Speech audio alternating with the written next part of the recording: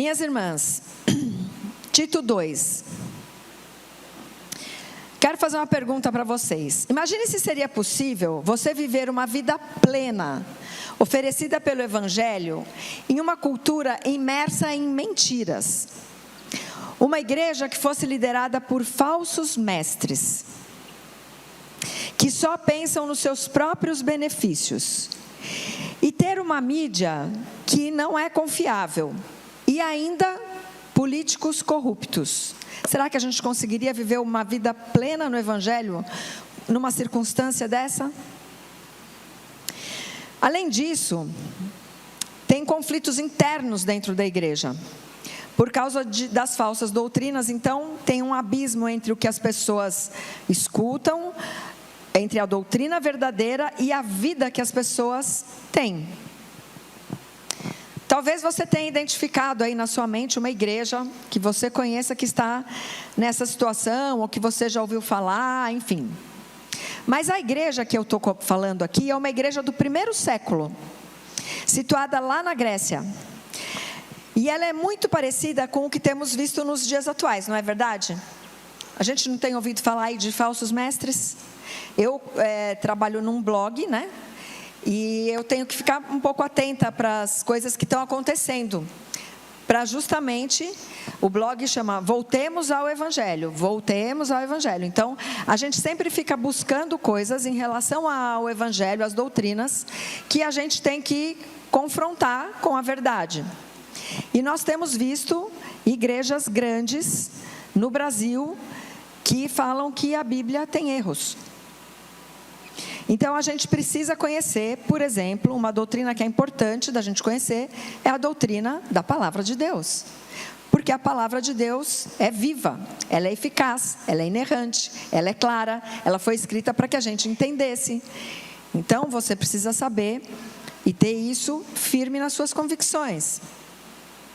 Mas aqui a gente vai aprender um pouco sobre as instruções dadas por um veterano do Evangelho, o apóstolo Paulo, ao seu jovem pastor Tito, sobre o governo da igreja.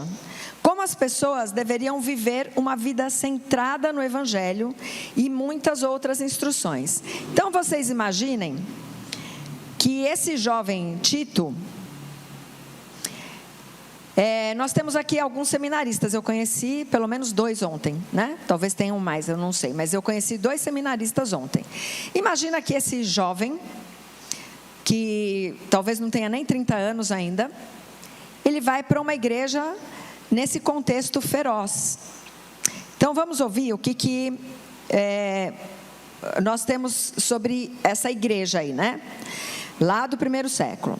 A carta de Tito é uma das cartas pastorais, então, de Paulo, escrita por o seu filho na fé, Tito, ensinando a ele a maneira certa de agir diante das igrejas, como representante do apóstolo Paulo e como um jovem pastor. John Stott, que é um teólogo, ele afirma que a ênfase dessa carta é a doutrina e o dever em 3 esferas que nós atuamos na nossa vida comum, que é a família, a igreja e o mundo. Então, essa carta está falando sobre essas 3 esferas. O autor da carta, então, é Paulo, e os destinatários dessa carta eram Tito, que era um gentil, convertido ao cristianismo, que anteriormente era companheiro de viagem do apóstolo Paulo. Ou seja, Tito foi... discipulado por Paulo, certo? E o outro destinatário dessa carta eram as igrejas de Creta. Essa era uma carta que a gente chama de carta circular. É como se alguém, um pastor veterano lá do estado de São Paulo, escrevesse para as igrejas do Acre. É o que está acontecendo aqui. Era uma carta circular. Essa carta ia ser lida em todas as igrejas, então, da região de Creta. É como se, então, um pastor veterano lá de outro estado mandasse aqui para a região do Acre, sabendo que vocês estavam sofrendo com falsos mestres dentro da igreja, com problemas dentro da igreja, e ele mandasse essa carta para circular em todas as igrejas. Então, isso era muito comum naquela época, não tinha internet, lembra disso? Então, eles escreviam essas cartas para ela ser uma carta que circulava nas igrejas. E o propósito dessa carta de Paulo a Tito foi instruir então Tito como ele deveria ministrar aos crentes nas igrejas em Creta. Porque, pelo que dá a entender, Tito era responsável não apenas por uma igreja, mas por várias, né? Paulo, então, queria que Tito soubesse o papel da graça de Deus em promover boas obras entre o seu povo. Será que a gente fica confiando somente nas nossas próprias forças? Será que a gente está se esquecendo que nós temos a graça bendita de Deus nas nossas vidas? Para que a gente possa fazer boas obras? É isso que ele vai instruir, uma das coisas que ele vai instruir Tito. E uma das instruções que ele dá aqui nessa carta é que Tito tinha que colocar em ordem essas igrejas de Creta. Agora imagina esse jovem, bem jovem, tendo essa incumbência de colocar em ordem igrejas que estavam sendo devoradas aí por falsas doutrinas. Além disso, ele dá a Tito a designação de presbíteros qualificados e instruções a vários grupos sociais. Então, ele pede para Tito, olha, monta um presbitério aí, para você ter um suporte. E além disso, ele vai falar sobre vários grupos sociais, advertindo então contra os falsos mestres. E um dos grupos que ele vai falar é as mulheres. Então, a ênfase da carta é que o povo de Deus precisa ser bom e fazer o bem. Isso se aplica especialmente aos líderes da igreja. O evangelho da graça se contrapõe, então, ele é oposto aos falsos ensinos. Então, tem um contraste de como as pessoas viviam antes de se converterem e como a vida de bondade acontece após a salvação. Lembra que nós falamos ontem, se você estava aqui ontem, você ouviu, que nós somos talvez a única Bíblia que uma pessoa vai ler, porque a nossa vida tem que demonstrar aquilo que nós temos de melhor, que é a mensagem do Evangelho. Nós temos a melhor notícia do mundo, vocês se lembram que nós falamos disso ontem, né? A carta também vai falar sobre evitar contendas e discussões tolas. Será que você já abriu as mídias sociais aí, não vou nem falar o nome, e você viu lá crentes discutindo assuntos que não vão levar a nada? Então, esse problema já acontecia lá no primeiro século. Então, falava para evitar as contendas e discussões tolas. Também havia instruções para homens idosos e para homens jovens, assim como para mulheres idosas ou maduras na fé e jovens, e para os servos, para os trabalhadores. Então, Tito estava incumbido de uma igreja bastante nova e bem pouco promissora. Imagina que a gente pega aqui os 2 jovens seminaristas que nós temos aqui e mandamos ele para uma região onde tem um falso evangelho, com falsos mestres, contendas dentro da igreja. Filho, vai lá e dá conta desse trabalho. Talvez ele saísse daqui com os joelhinhos tremendo, né? Porque ele é um jovem, ainda não tem experiência. Mas é isso que Paulo estava fazendo. Ele estava treinando esse jovem Tito. Ele não abandonou Tito na obra. Ele está discipulando Tito. Olha a importância do discipulado. Mesmo não estando perto, mesmo sem mídias sociais, Paulo escreveu uma carta. Filho, presta atenção. Você vai fazer desse jeito, porque a graça de Deus está com você. E isso vai dar certo, o evangelho vai avançar. E o evangelho avançou. Nós estamos aqui no Acre, no Brasil, muito distante lá de Creta. O evangelho está aqui com a gente. A carta, então, é um claro testemunho de que a igreja cristã não foi criada apenas para atuar em ambientes amenos e respeitáveis. A igreja de Deus, ela foi criada justamente para que a gente combata o mal. Nós estamos em guerra. Uma das coisas que falaram sobre esse povo, aí em Tito 1, versículo 12, diz assim: os cretenses são sempre mentirosos, feras malignas, glutões preguiçosos. É para esse povo que o jovem Tito, jovem pastor, estava sendo enviado. Cretenses, sempre mentirosos, feras malignas, glutões preguiçosos. E isso me diz uma coisa, que quem nos prepara é Deus. Porque se a gente lê uma coisa dessa, você não vai enviar um filho para um lugar desse, não é assim? Não é assim, Graça? O evangelho, então, é para as pessoas que apresentam menos perspectivas. Para essas pessoas que a gente fala, que nem Jonas falou, esse povo aí não vai se converter não, Senhor, não vou nem nessa missão. Né? A gente olha às vezes para o povo e fala, está muito difícil isso aí, não é para mim. Além disso, então, o evangelho deve ser levado em locais com forte oposição dos falsos mestres. Nós estamos em guerra. Aqueles que só objetivam o próprio lucro, eles só pensam no próprio lucro. Os mestres cristãos devem perseverar em sua tarefa de evangelização e de liderança dos convertidos para um estilo de vida que dê glória a Deus. Então a carta vai deixar claro que tudo se deve à bondade de Deus, porque a graça de Deus, está lá no versículo 2, capítulo 2, 11, diz: a graça de Deus se manifestou salvadora a todos os homens. Paulo, então, não deixa de fora a volta do Senhor. Ele vai falar um pouco da escatologia, que é esse futuro lá, né? Que está lá no capítulo 2, 13, ele diz: a bendita esperança e a manifestação da glória de nosso Deus e Salvador Jesus Cristo. É isso que nós estamos esperando. Por isso que nós estamos perseverando nesse bendito evangelho. Então, agora eu vou te convidar a abrir a sua Bíblia em Tito 2. Enquanto eu tomo um gole d'água.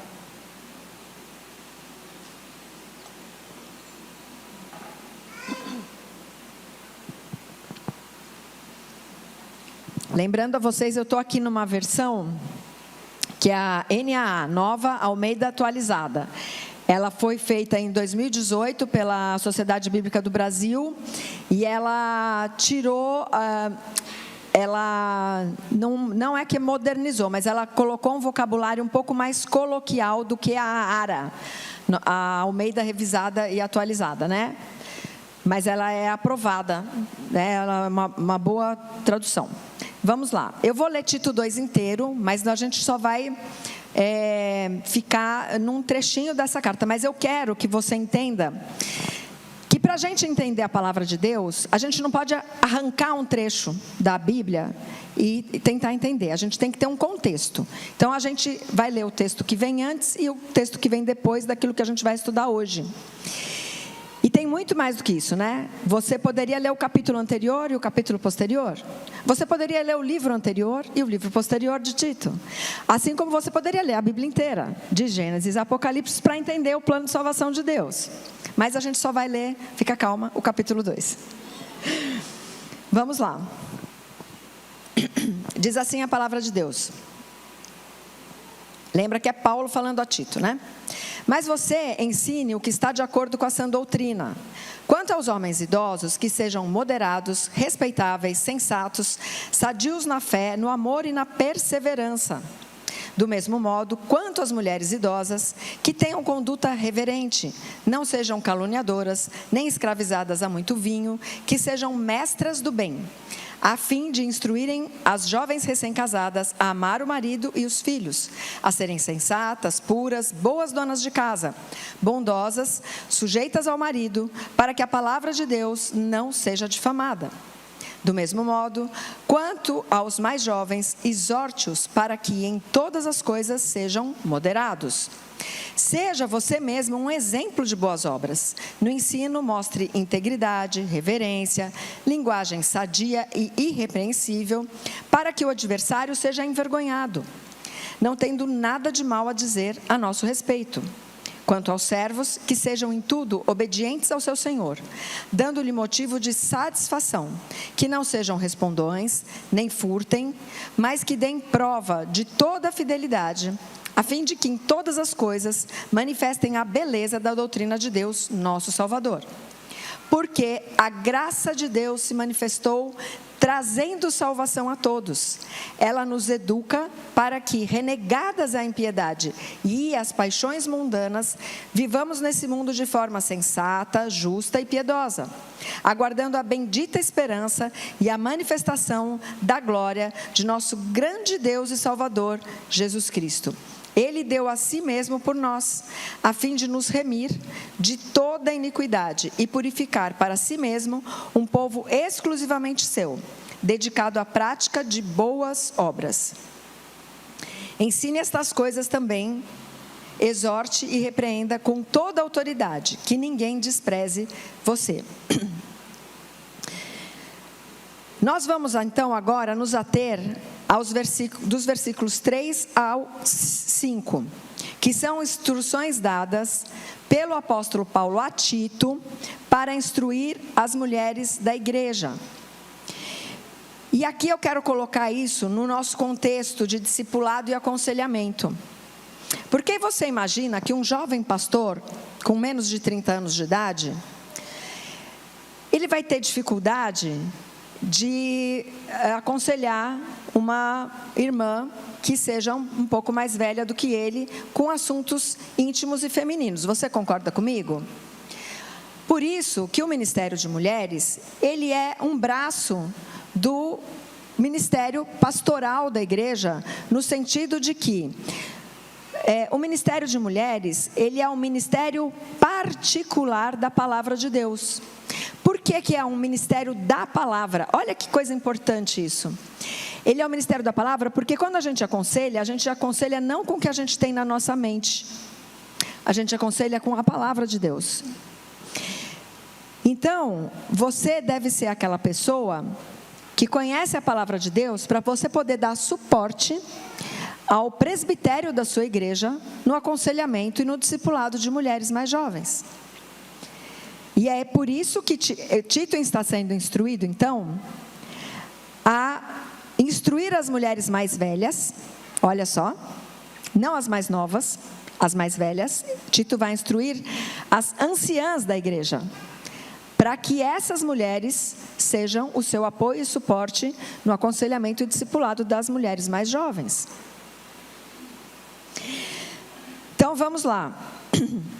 Ponto 1 que eu vou falar. Instruções às mulheres maduras, que está no versículo 3. Do mesmo modo quanto as mulheres idosas que tenham conduta reverente, não sejam caluniadoras, nem escravizadas a muito vinho, que sejam mestras do bem. Nós lemos aqui 4 características. Conduta reverente, a conduta é algo que envolve tanto o vestir como o agir. Que elas não sejam caluniadoras, não sejam escravizadas por muito vinho, a gente vai explicar cada um desses itens, e sejam mestras do bem. A conduta, então, é a forma como você age, é a forma como você externa aquilo que tem no seu coração. A palavra, então, traduzida aqui para reverente, é uma junção de 2 palavras que significam serviço sagrado. Então, ter uma conduta reverente é você se comportar adequadamente. Matthew Henry, que é um comentarista bíblico, ele descreveu essa mulher como aquela que tem a sua vida consagrada a Deus. Será que você tem esse hábito de se consagrar a Deus?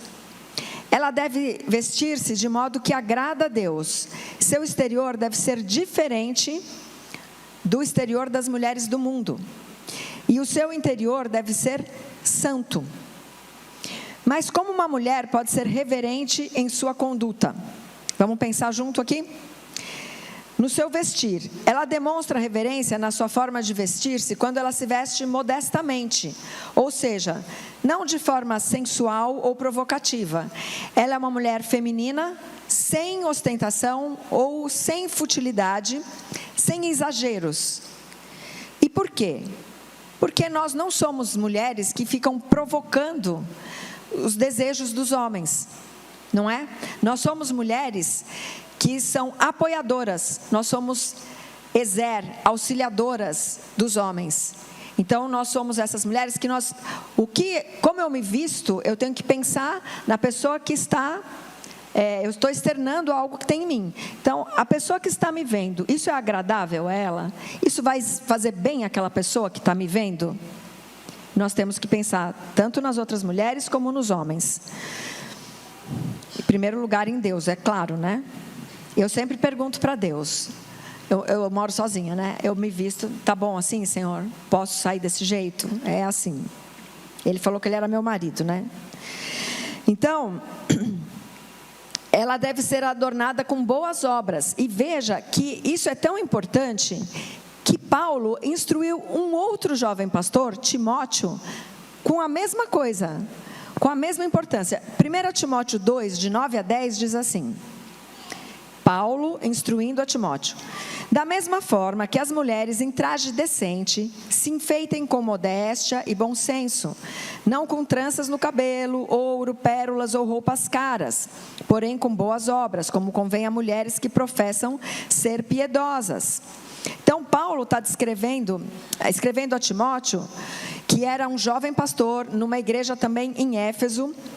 Lá havia prostitutas no templo, que eram conhecidas pelo seu modo espalhafatoso, extravagante, vaidoso e que chamava a atenção dos homens.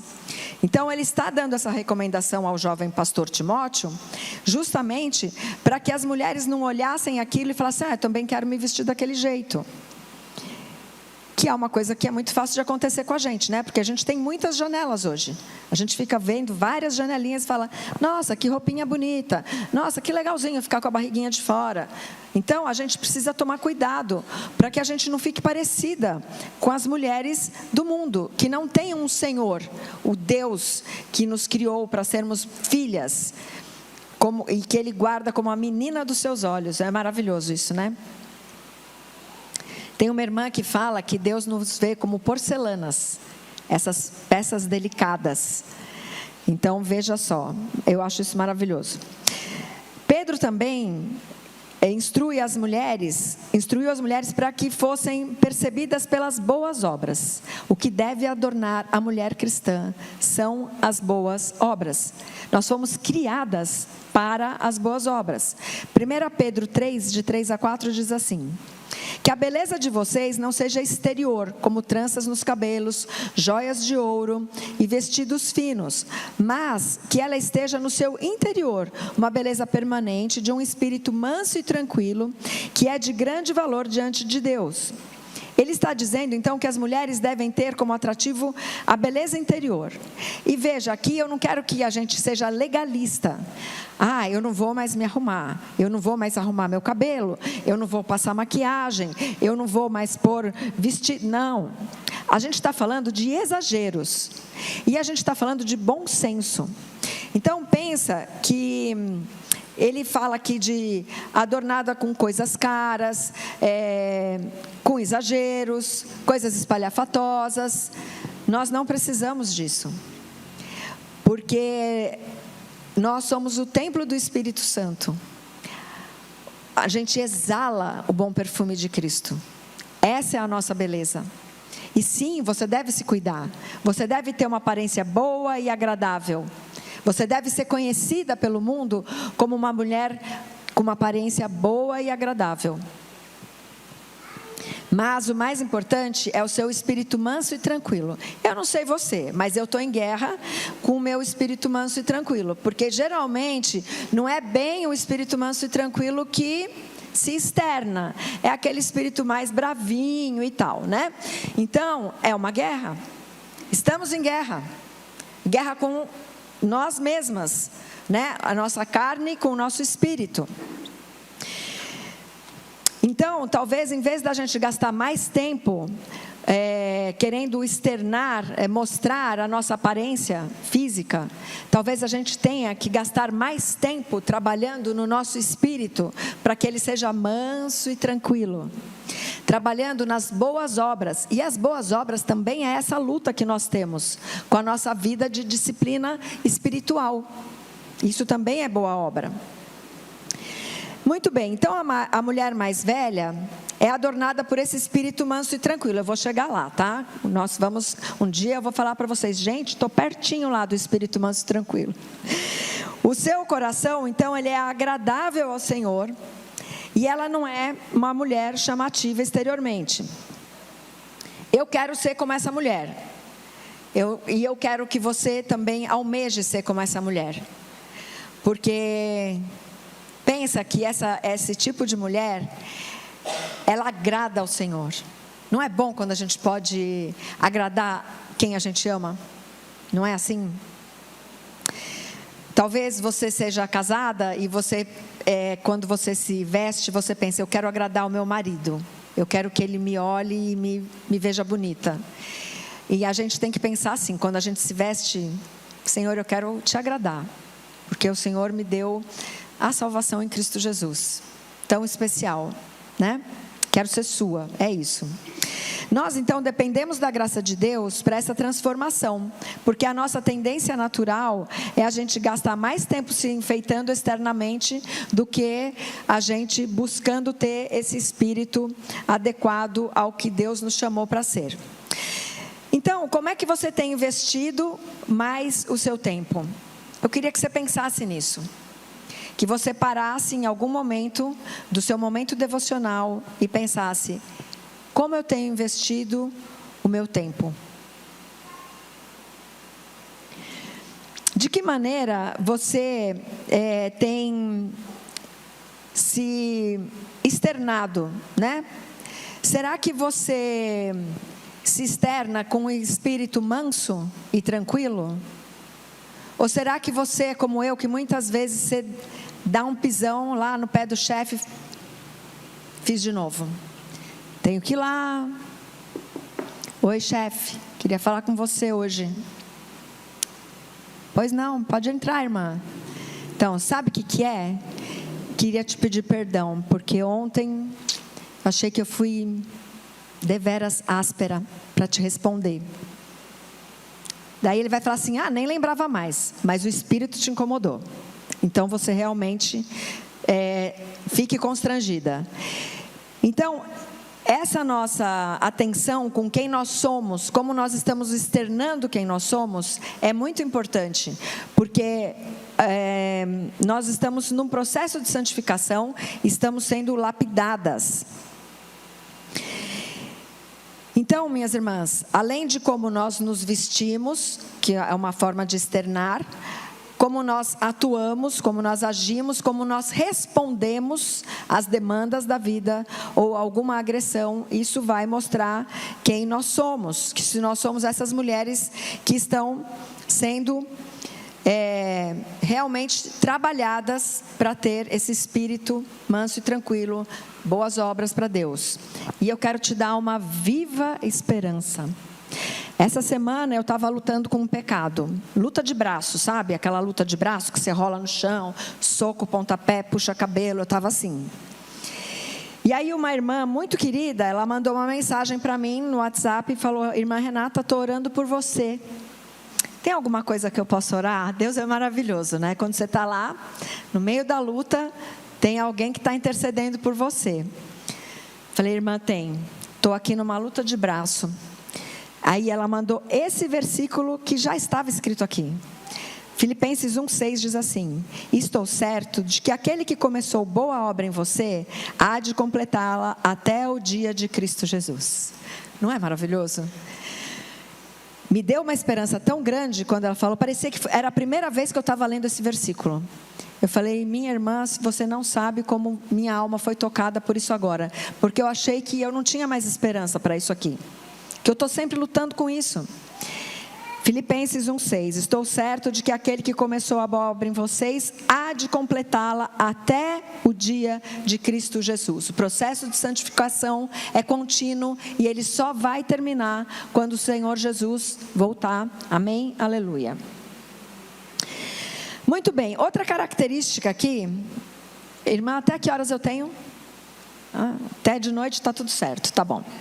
Vocês trouxeram um lanchinho? Não caluniadoras. No grego, a língua original para essa carta foi redigida, não caluniadoras, é a tradução das palavras me diabolos. Diabolos é a palavra traduzida para diabo ou Satanás, que significa acusar, repudiar, dar falso testemunho e fazer fofoca. Então, Paulo também recomendou ao jovem Timóteo, aquele outro pastor, né? O que evidencia que esse é um pecado recorrente nas igrejas. Então, Paulo, ele recomendou tanto para Tito como para Timóteo que nós, as mulheres, não fôssemos essas mulheres caluniadoras. Vamos ver o que ele falou para Timóteo? 1 Timóteo 3,11 diz assim: Do mesmo modo, quanto a mulheres, é necessário que elas sejam respeitáveis, não maldizentes, moderadas e fiéis em tudo.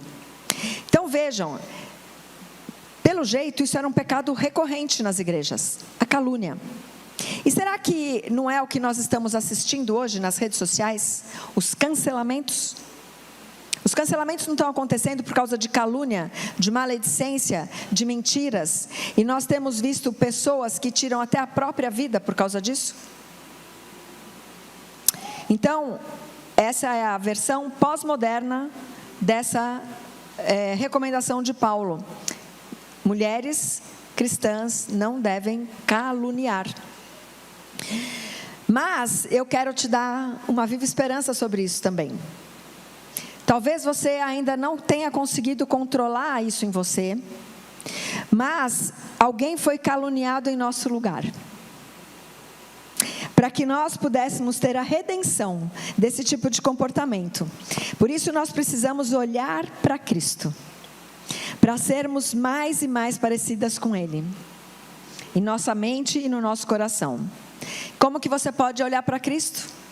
Mergulhe a sua mente na palavra de Deus. Cristo está aqui. Eu não sei se você sabe, mas a Bíblia fala de Cristo em todos os livros, de Gênesis a Apocalipse. Existe algum tipo, alguma referência a Jesus Cristo. Mergulhe a sua mente na palavra de Deus. Sabe saquinho de chá? Que você mergulha na água e a água vai ficando tingida pelo chá?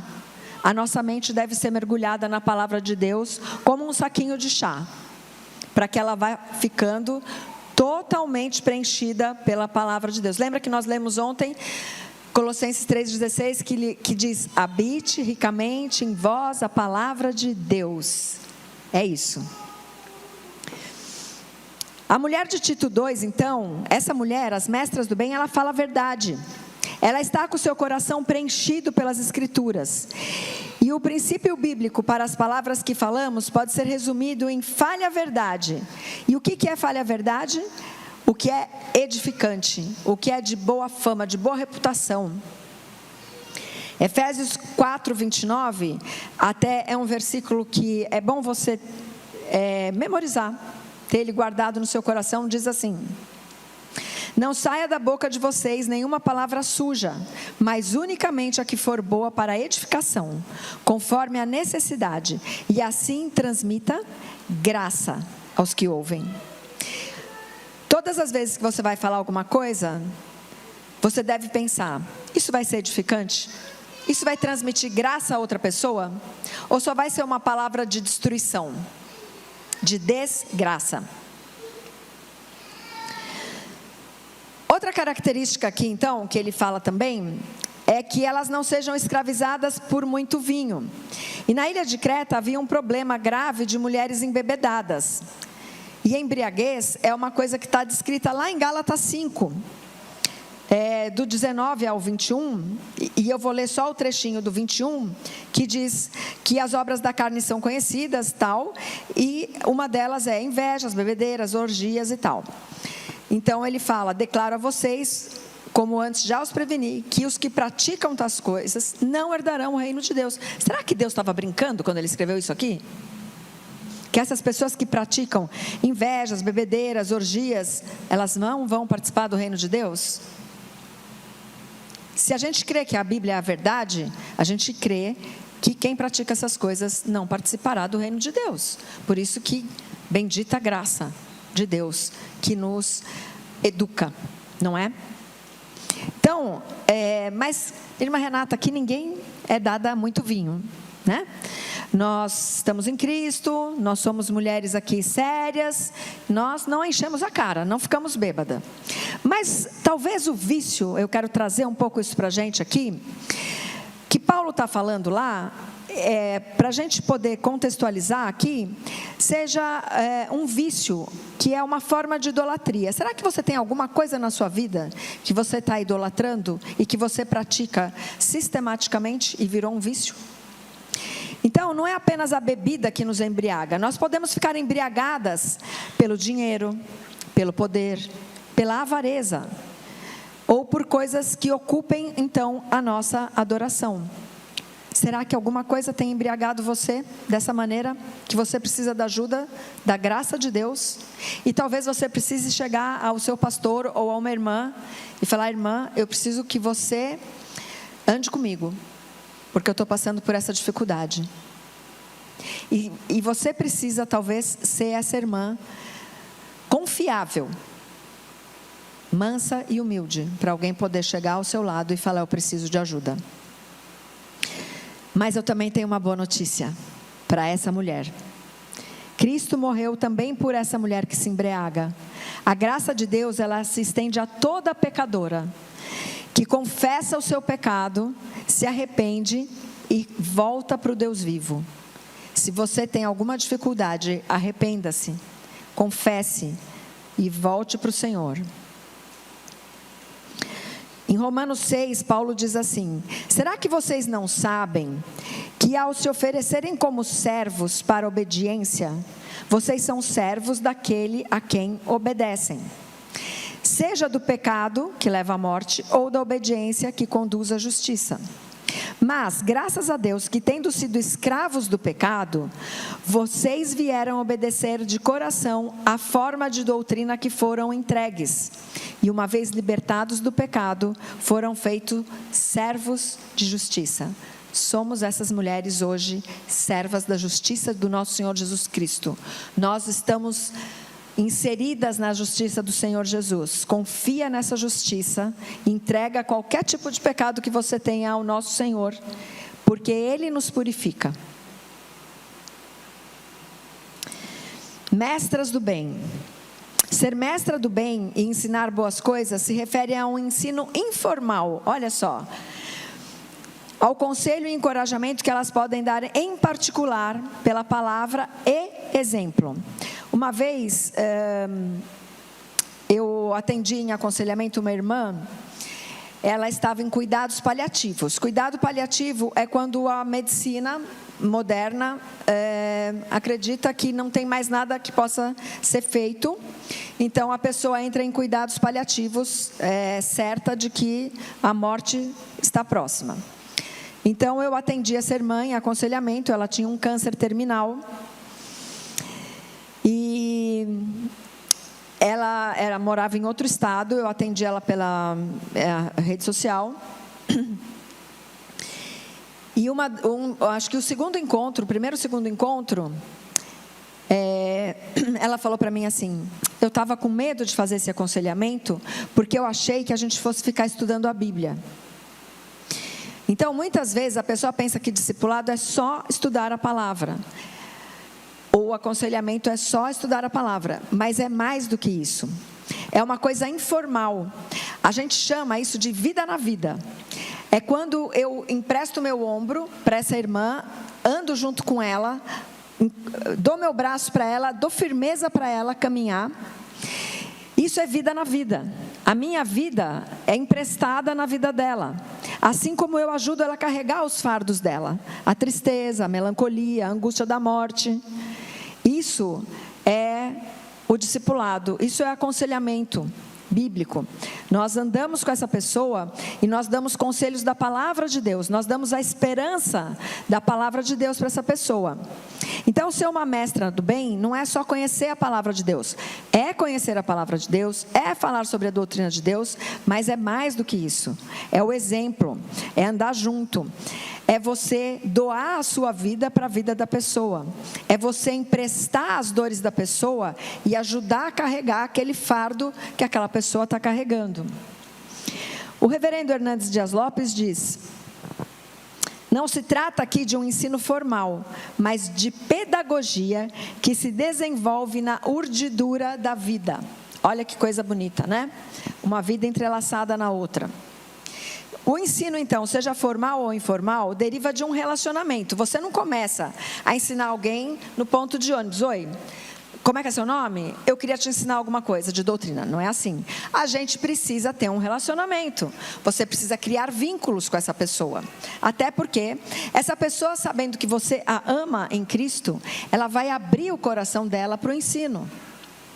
Ninguém abre o coração para o ensino pensando, essa pessoa não gosta de mim, o que ela vai me ensinar? Aí, sei lá eu, né? É assim. Então, essa mulher deve ter aprendido a doutrina, a palavra de Deus, com um pastor que faz o ensino público da palavra de Deus daqui, do púlpito da sua igreja. Não é assim que acontece? Então, Paulo está dando a ordem a Tito, que nós lemos assim, ele fala para Tito assim, mas você, Tito, ensine o que está de acordo com a sã doutrina. Claro, né? Está de acordo com a sã doutrina, com a doutrina saudável. E o que a mulher mais velha instrui é a sã doutrina. Se você tem que conhecer, então, a doutrina sadia, para você instruir outra pessoa. Então, você precisa aprender aos pés da cruz, você precisa aprender de Jesus. A gente tem várias formas de aprender. Uma forma é lendo, outra forma é estudando, outra forma é ouvindo. Você vem aqui ouvir. E todas as vezes que a gente ouve, vê, escuta a palavra de Deus, essa nova imagem, essa nova mente vai se transformando de glória em glória. Cada vez mais a gente vai ficando mais parecido com Cristo. Por quê? Porque quando a gente ouve falar desse bendito Senhor, a gente o adora. E quando a gente adora alguma coisa, a gente quer ser mais parecido com Ele. Não é assim? Quanto mais você ouve de Jesus, vê Jesus, mais você o adora, mais você o ama, mais você quer se aproximar desse ser que é incorruptível, é a nossa semente de vida eterna. Então, minhas irmãs, qual é a oportunidade que você, mulher, tem hoje de se relacionar com outra geração? Aonde você tem se relacionado? Será que você é uma jovem mulher? Você tem tido a oportunidade de se relacionar, se você é uma mulher de 20 anos, com uma mulher de 50? Será que você tem tido a oportunidade de se relacionar com uma jovem de 15, 16 anos? O que você está fazendo com essa oportunidade? Você que é uma mulher mais velha, de 50, 60, 70, 80, como você tem se relacionado com a nova geração? E ontem eu falei isso, vou repetir. Você olhando aqui, você vai ver oportunidades de mulheres mais velhas e oportunidades com mulheres mais novas do que você. Seja humilde para aprender e seja determinada para ensinar. E muitas vezes a gente tem medo de ensinar a nova geração, porque essas meninas aprendem tudo na internet, elas são espertinhas, elas são ligeirinhas, e a gente pensa assim, o que eu vou ensinar para essa geração? Mas nós temos muito para ensinar, porque além da gente conhecer a sã doutrina, porque a gente está mais tempo lendo a Bíblia, mais tempo ouvindo a palavra de Deus, a gente tem uma experiência na nossa carne aqui, do que Deus fez na nossa vida. Então, mulher mais nova, tenha humildade para aprender, mulher mais velha, seja determinada para ensinar. E coragem, irmãs, coragem. Bom, então, uma coisa que eu gosto sempre de comunicar é que enquanto nós temos a melhor mensagem do mundo, vocês estão lembradas, né? Nós temos a melhor mensagem do mundo. O mundo está em trevas e nós temos a mensagem de vida e vida eterna. É a melhor mensagem do mundo. Enquanto nós não proclamamos essa mensagem, a melhor mensagem do mundo, as nossas jovens estão ouvindo mentiras o tempo inteiro nas redes sociais. Cada vez que você se omite de falar a verdade, alguém está plantando uma mentira no coração. E foi por isso que eu comecei a ser blogueira, sabia? Porque eu falei, se eu mudar uma vida, glória a Deus. Porque nós temos a melhor notícia do mundo. Então, ambas as gerações têm que estar dispostas, se disponha, trabalhe para o Senhor, abra seu coração, ore. Quando eu comecei a orar por discipulado, eu vou falar uma coisa que não é mentira. Uma vizinha bateu na minha porta. Ela me chamava de Tia Rê. Tia Rê, você pode ensinar a Bíblia para mim? Ela não era crente. Ela bateu na minha porta para pedir estudo bíblico. Então, minhas irmãs, ora, o Senhor sabe quem precisa e o Senhor sabe as suas capacitações. E Ele não te trouxe aqui à toa. Ele sabe quem você é. E a gente precisa proclamar o Evangelho. Vamos para o ponto 2. Calma que a hora do almoço ainda está longe.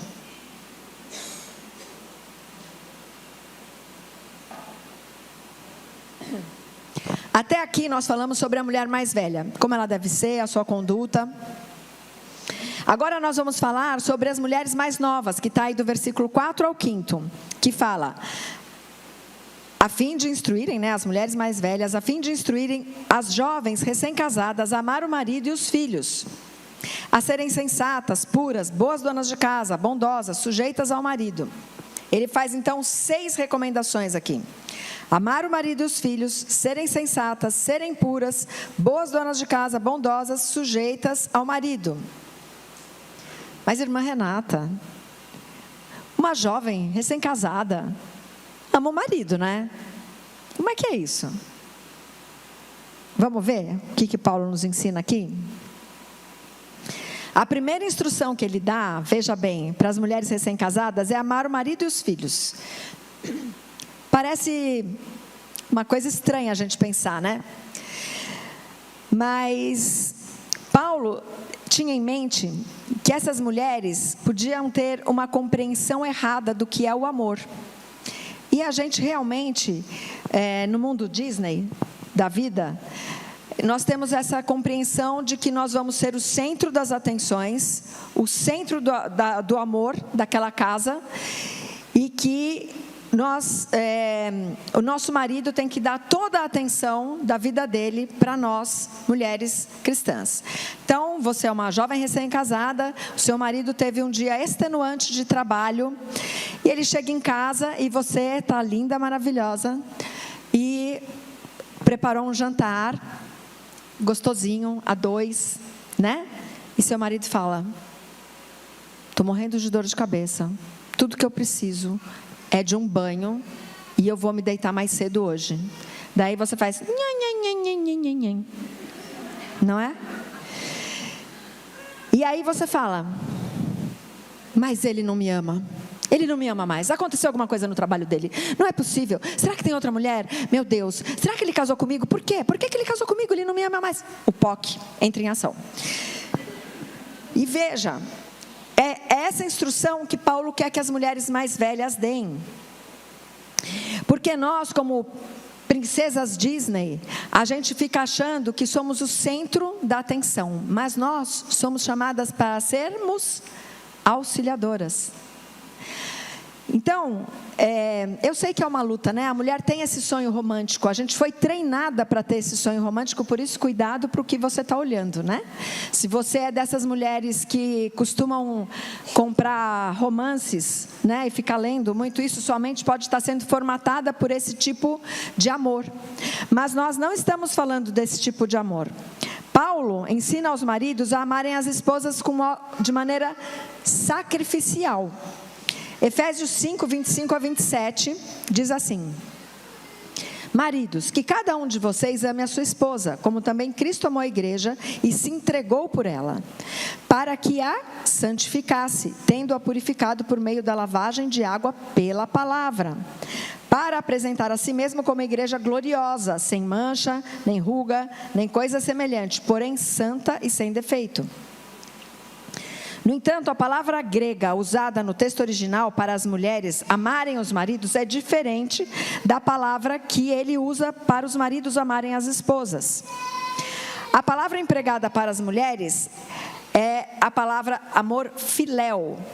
E esse é um amor terno, docinho, amoroso. Não é aquele amor sacrificial que o homem tem que ter, de guerreiro da casa, sabe? É aquele amor docinho. As mulheres, então, devem ser ensinadas a amar, porque naturalmente as mulheres querem ser amadas. Elas não querem dar amor, elas querem receber amor. Isso é o nosso natural. Isso é a nossa carne ali gritando. Eu quero ser o centro das atenções. Então, todas nós, mulheres, sofremos os efeitos da queda, né? Nós estamos corrompidas pelo pecado. Mas em Cristo, nós podemos ter a nossa mente renovada. E quando a gente renova a mente, os nossos desejos são renovados, são transformados. Então, é possível a gente aprender o amor. Outra coisa que ele fala aqui é que essas mulheres sejam sensatas. Sensata significa ser prudente. Sensata é a pessoa que tem autogoverno. E para você ter autogoverno, você precisa se examinar. Naquele seu momento devocional, quando você está lendo a palavra de Deus, hoje eu estava lendo 1 Samuel de manhã, e estava falando do Nabal, falando que ele era um homem mau. E aí nossa, Nabal, né? Homem grosseiro, ele fala, nessa versão aqui que eu estou lendo. Nabal era um homem grosseiro. Nossa, Nabal, um homem grosseiro, terrível, né? Depois eu parei e pensei, Renata, mulher grosseira. Então, a gente tem que, quando você está lendo as Escrituras, você tem que confrontar o seu próprio coração. Será que, como Nabal, a Renata também é uma mulher grosseira? E esse autoexame vai nos dar a oportunidade de nos conhecermos melhor, para que a gente possa se autogovernar, para que você tenha domínio próprio. Esse domínio próprio acontece pelo Espírito Santo de Deus. Então, você tem que ser dócil ao Espírito. Senhor Jesus, me ajuda a dominar os meus instintos carnais pecadores. Então, me parece que a mulher sensata é uma pessoa que analisa bem os fatos antes dela tomar decisões, antes dela responder a alguma coisa. Ela é sensata quando ela administra também os seus bens, os seus recursos espirituais, os seus recursos físicos, o seu corpo. Ela tem sabedoria. Outra instrução que ele dá aqui é para que as mulheres sejam puras. Para que elas sejam ensinadas a serem puras. Ser pura é alguma coisa que não é contaminada. O mundo é impuro e a gente fica o dia inteiro em contato com as impurezas do mundo. A gente está em contato com os nossos olhos, a gente está ouvindo as impurezas, não é assim? E a mente das jovens, ela não deve ser contaminada, então, com esses pensamentos do mundo. Ela tem que ser uma mente renovada, purificada pela palavra. E isso tem que ser uma coisa feita intencionalmente. E eu vou dizer uma coisa para vocês. Eu só consegui ter um devocional certo na minha vida quando eu coloquei isso na minha agenda. Porque se você fala assim, agora eu estou saindo com pressa, não vou conseguir. Mas na hora do almoço, eu vou ter 10 minutos, eu vou conseguir. Aí na hora do almoço, nossa, eu preciso comprar aquele negócio lá e não vai dar tempo de fazer o devocional agora. Daí você fala, mas tudo bem, no final do dia eu vou conseguir, mas o marido chegou mais cedo em casa e você não conseguiu. Aí você fala, antes de dormir eu vou, Senhor, por favor, põe na sua agenda o seu tempo que você vai ter dedicado ao Senhor. Isso é importante. E se eu puder dar uma recomendação para vocês, ponha isso em primeiro lugar. Porque senão o dia rola e você enrola com o dia. Então, não dá certo. Então, seja frequente e intencional para você purificar a sua mente, minha jovem. Filipenses 4:8 diz, finalmente, irmãos, tudo que é verdadeiro, tudo que é respeitável, justo, puro, amável, tudo que é de boa fama, se alguma virtude há, se algum louvor existe, que seja isso que ocupe o pensamento de vocês. O que tem que ocupar o pensamento de vocês é a verdade. E o Senhor Jesus nos fala quanto à contaminação do coração. Ele fala assim, Mateus 15, 19 e 20. Porque do coração procedem os maus pensamentos. Olha só que coisa. Os pensamentos maus não vêm do outro, não vêm de fora. Vêm do seu coração. Não é incrível isso? Eu fico de boca aberta. Quero arrancar fora o coração, né? Não quero mais esse coração aqui não. Porque do coração procedem maus pensamentos, homicídios, adultérios, imoralidade sexual, furtos, falsos testemunhos, blasfêmias. São estas as coisas que contaminam a pessoa. Então, veja bem. Nós precisamos ter a nossa mente purificada. Isso é não só o que você põe para dentro. Mas a minha avó, sábia, vozinha, ela falava assim: diga-me com quem andas, que eu te direi quem és. Está até hoje na minha mente. Minha avó já morreu há muitos anos. Ela falava para mim: quem é a sua amiga? Onde você vai? Casa de quem? Filho de quem? Com quem você está andando? Porque quem você anda é aquela pessoa que está te discipulando informalmente. Concorda? Então presta atenção. Será que você, no livrinho aqui, A Arte da Guerra, eu falo sobre isso. Será que você está andando mais com os vivos ou com os mortos? Sabe aquela série Walking Dead? Né? Será que você está andando com quem? Será que você está assistindo Walking Dead? Como é que fala quando você assiste a série inteira lá? Maratonando Walking Dead, em vez de maratonar os vivos, não é? Então, cuidado, vamos manter a nossa mente pura. Nosso coração, ele já está doente, ele está contaminado pelo pecado. E para manter a pureza, a gente precisa limpar o coração. Salmo 19:8 diz: os preceitos do Senhor são retos e alegram o coração. O mandamento do Senhor é puro e ilumina os olhos.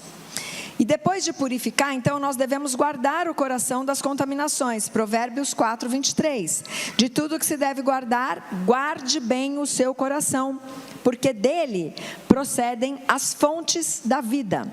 A jovem deve aprender que a sua mente e o seu coração são a porta de entrada para as impurezas.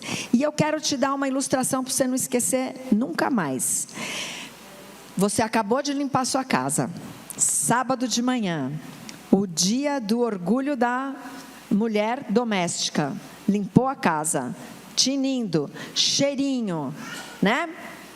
Chega seu filho amado do futebol, com aquela botina, com aqueles tênis enlameado, já entrou em casa, já tirou a camiseta suja, suada e fedida, deixou em cima do sofá, que a mãe acabou de aspirar, passar um cheirinho maravilhoso. Ela vai ficar brava, né? Eu ficaria, com toda a minha mansidão. Então, quando você limpa alguma coisa, você quer preservar aquela limpeza. Não é assim que a gente faz com a casa da gente? Minha irmã, o seu coração é a fonte da vida. Se ele estiver puro e limpo, preserva. Porque é muito mais fácil a gente manter, não é verdade? Do que a gente ter que limpar tudo de novo. É verdade ou não é? Então é isso, essa ilustração que eu queria te dar. E aproveitando o assunto, ele vai falar para ensinar as mulheres a serem boas donas de casa. A palavra grega traduzida para boas donas de casa significa trabalhando em casa. Paulo então combate com isso a preguiça, a vida fútil das mulheres que não se ocupavam com as coisas domésticas, com essa vocação que elas foram chamadas para amarem maridos e filhos e para não terem vida ociosa, né? Rolling, rolling, rolling. Não é assim que a gente está ficando hoje em dia? Fica na rede social, né? Gente, eu tenho muita dificuldade. Eu trabalho com rede social e eu tenho saído do escritório na sexta-feira e tenho desligado a rede social. Porque ela pega a gente, é uma rede, realmente é uma rede. Ela enreda a gente, ela enreda os nossos olhos, os nossos pensamentos e os nossos afetos. Cuidado aonde você está sendo enredada. Então, Paulo está dando uma advertência aqui para as mulheres, e não é para que as mulheres não trabalhem fora de casa, que elas não tenham uma profissão e um trabalho, não é isso que Paulo está falando. Paulo está falando que elas não sejam negligentes com o que Deus designou para elas, que é o chamado de ser esposa e mãe. Então, se você tem uma casa, talvez você seja solteira e more sozinha, não importa. A sua casa tem que ser um lugar de hospedagem, não é? Para aquela irmã que você vai discipular, para aquela irmã que você vai chamar para tomar um café com você e vocês vão se alegrar na palavra de Deus juntas. Então, cuide das coisas que Deus te deu para cuidar, né? Eu vejo muitas vezes mulheres que não são cristãs, que elas não param em casa, porque elas têm ciricutico. Estarem sozinhas consigo mesma é uma coisa que incomoda elas. E nós não somos essas mulheres, porque nós temos uma vida rica. né? Nós temos uma vida interior com Jesus. Bom, então algo que nós temos que aprender com as irmãs mais velhas é sermos essas boas donas de casa, que é um tipo de ensino que a gente não tem mais, né? Eu convivi muito com a minha avó, graças a Deus, e ela me ensinava muitas coisas. Ela punha, eu não sei se vocês conhecem, tinha um ovinho de madeira que ela punha dentro da meia, para ela ficar cozendo a meia, para a meia não ficar com o caroço da costura. E enquanto ela estava ali, ó, ela só estava sabe? Falando aquela... Então, eu vi que você tem chegado essa semana atrasada na sua escola. Então, era esse discipulado que muitas vezes a gente não tem hoje, porque um mora num lado do mundo, outro mora do outro, está todo mundo com pressa. Mas a gente tem que fazer esse bom trabalho aí de instrução. Outra recomendação, ensina essas mulheres a serem bondosas. Puxa vida, será que a gente dá para ensinar alguém a ser bondoso? Bondade, então, é ser generosas, é sermos gerados para boas obras. É que nós nos dediquemos mais a outra pessoa do que a nós mesmas. Eu vou ser generosa, porque eu sempre falo assim, não. Esse domingo de manhã é o meu dia. Eu quero descansar. Eu não vou na EBD, gente. Eu preciso descansar. Aí você pensa, vou ficar em casa fazendo o quê? Cuidando de mim, né? Claro. Não, minha irmã. Ele está falando que a gente tem que se dedicar para outra pessoa. Isso significa que a gente tem que morrer para nós mesmas.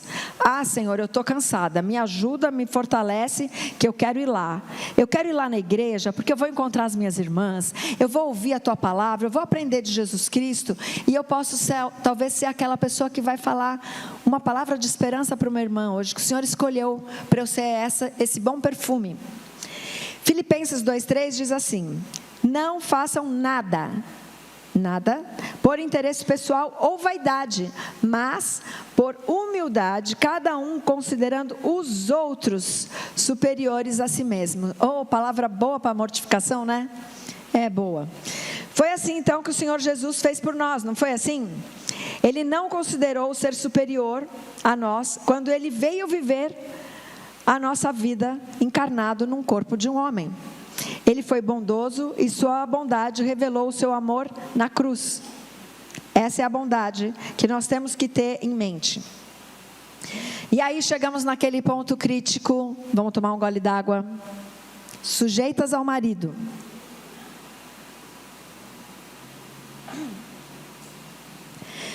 Muito bem, irmãs. Submissão ao marido não é ser oprimida pelo marido. Submissão ao marido não significa ser inferior a ele. Submissão ao marido não significa que você é uma mulher fraca. Muito bem?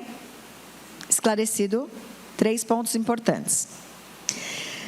O pastor Hernandes diz assim: o projeto de Deus para o casamento não é a dominação do superior sobre o inferior, mas a igualdade sexual com complementariedade. A mulher e o homem se complementam em seus papéis, naquilo que você vai exercer na sua vida cristã. Assim como o Filho de Deus não é inferior a Deus Pai, as mulheres não são inferiores ao marido, por estarem submissas à sua liderança espiritual. Então, irmã Renata, me explica melhor. O que é a submissão? Submissão é você se colocar voluntariamente sobre a autoridade de outra pessoa. Vamos ver como é que o nosso Senhor Jesus fez isso? Jesus se submeteu à vontade do Pai. Mateus 26:39 diz: meu Deus, se é possível, que passe de mim esse cálice. Contudo, não seja como eu quero, mas sim como tu queres. João 6,38 diz assim: porque eu, Jesus, desci do céu, não para fazer a minha vontade, mas a vontade daquele que me enviou, o Pai. E Jesus, ele se submete ao Pai, não é de qualquer maneira. Ele se submeteu ao Pai até a morte. Ele diz assim, Filipenses 2:5-8 diz: tenham entre vocês o mesmo modo de pensar de Cristo Jesus, que mesmo existindo na forma de Deus, não considerou o ser igual a Deus algo que deveria ser retido a qualquer custo. Pelo contrário, ele se esvaziou, assumindo a forma de servo, tornando-se semelhante aos seres humanos e reconhecido em figura humana. Nele, ele se humilhou, tornando-se obediente até a morte, e morte de cruz. Irmãs, todos os cristãos estão submissos, tanto a Deus quanto à palavra de Deus, todos. O seu pastor, o seu marido, todos estão submissos à palavra de Deus e ao Senhor. Cristãos não submissos a outros cristãos têm algum problema. Eles têm um coração rebelde. Abigail Dodds, que é uma mulher cristã, professora de estudos bíblicos, ela diz assim: porque estamos em Cristo, participamos da sua humildade, confiança, obediência e de toda a sua postura de submissão. Você só pode ser submissa a uma liderança masculina, seja seu marido, seja na igreja, se você confia muito no Senhor. Porque você sabe que o Senhor permitiu que aquele homem fosse o seu líder espiritual. Você precisa confiar no Senhor. Efésios 5, as esposas são ordenadas a serem submissas ao marido. Do versículo 21 a 24 diz assim: sujeitem-se uns aos outros no temor de Cristo. Esposas, que cada uma de vocês se sujeite a seu próprio marido, como ao Senhor, porque o marido é o cabeça da esposa, como também Cristo é o cabeça da igreja, sendo ele próprio o salvador do corpo. Como, porém, a igreja está sujeita a Cristo, assim também a esposa se sujeite em tudo ao seu próprio marido. A submissão ao marido é para as esposas que estão em Cristo. E submissão é uma declaração, então, da sua fé em Cristo. Porque Jesus é o líder perfeito. E eu quero lembrar aqui vocês que as mulheres são submissas ao seu próprio marido. Não é ao marido da outra, tá? É ao seu próprio marido. Como podemos ver, então, as mulheres mais velhas têm um papel importante aí para ensinar as jovens a amar o marido e os filhos, serem sensatas, puras, boas donas de casa, sujeitas ao marido. Então, para a gente finalizar aqui as instruções, as mulheres, eu quero ler para você aqui o verso 5, a parte B, para que todas essas instruções são dadas ao jovem Tito. 5b diz: para que a palavra de Deus não seja difamada. Quando as mulheres mais velhas amadurecem, então, no seu caráter, na doutrina e no ensino, elas vão dar um bom testemunho da sua vida cristã. E isso vai honrar o nome do nosso Senhor. Alguém orou aqui, eu não sei se foi ontem, o pastor que orou aqui no final ontem, e ele falou que seja para louvor da sua glória. É isso, nós somos essas coroas que glorificam ao Senhor. O ensino, então, às mulheres mais jovens, eles propiciam não apenas com palavras, ele acontece não apenas com as palavras, mas com o seu exemplo. Então, faça um autoexame. O meu exemplo de mulher cristã pode ser imitado? Por isso, nós não erramos, então, em nos aprofundarmos no conhecimento da palavra, da doutrina, da teologia. Você está aqui hoje porque você está aprendendo, para você ser essa mulher que pode ser um exemplo. Glória a Deus pela sua vida. 1 Coríntios 10, 31 diz: portanto, se vocês comem ou bebem ou fazem qualquer outra coisa, façam tudo para a glória de Deus. E eu quero orar com você. Bendito Deus, nós sabemos que a sua vontade é boa, perfeita e agradável. E nós, mulheres cristãs que o Senhor escolheu, chamou, justificou pelo sangue de Jesus Cristo, estamos aqui hoje porque nós cremos que o Senhor é um Deus, um Senhor que é bom. Nós queremos nos submeter à sua palavra, queremos ser mulheres fielmente obedientes. Mas nós precisamos desesperadamente da sua graça, Senhor, para sermos essas mulheres bondosas, mestras do bem, que não caluniam, que não ficam envenenadas pelo mal, Senhor. Ajuda-nos. Tem misericórdia do nosso coração pecador. Ajuda-nos na nossa luta do nosso espírito com a nossa carne, Senhor. E ajuda-nos a sermos essas mulheres que andam juntas, que se apoiam, que creem que o Senhor está derramando as suas graças nas nossas vidas, para sermos essas mulheres que vão ter a sua obra completa naquele dia que o Senhor vai voltar. Em nome santo de Jesus que nós oramos. Amém.